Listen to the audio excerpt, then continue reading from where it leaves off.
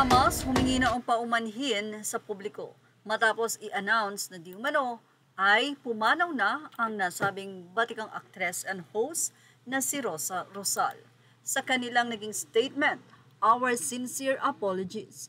We sincerely apologize for an earlier post regarding the passing of Ms. Rosa Rosal. It has come to our attention that the information was false. Ms. Rosa remains with us, and we deeply regret any confusion or distress this may have caused her family, friends, and admirers.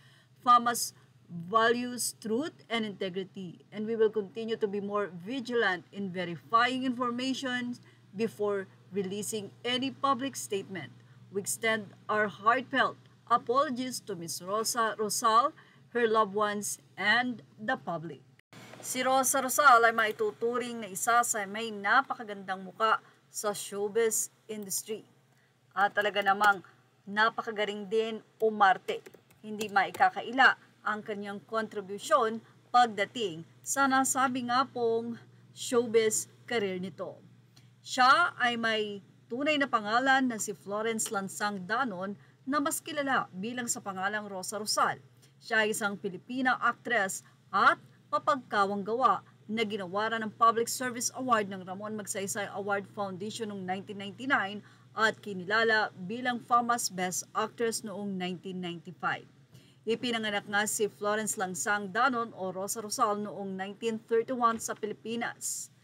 Ang kanyang ina ay si Gloria Lansang. Simple at masaya ang naging pagkabata ni Rosa Rosal sa Maynila. Naging ugali na ni Rosa Rosal na magboluntaryo sa mga hospital noong kanyang kabataan. Noong panahon naman ng digmaan ay naging katulong medical o medical assistant si Rosa Rosal at isang announcer o tagabasa ng balita sa radyo. Nasa high school pa lang si Rosa Rosal noong siya ay tinanggap ni Dr. Sixto Francisco bilang sekretarya at nung lumaon ay naging tagapagpatakbo ng x-ray machine sa ospital ng San Lazaro.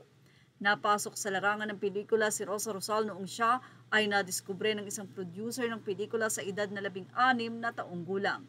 Ikinasal si Rosa Rosal kay Walter Gaida na isang Amerikanong piloto noong siya ay 28 taong gulang at nagkaroon sila ng isang anak na si Tony Rose Gaida.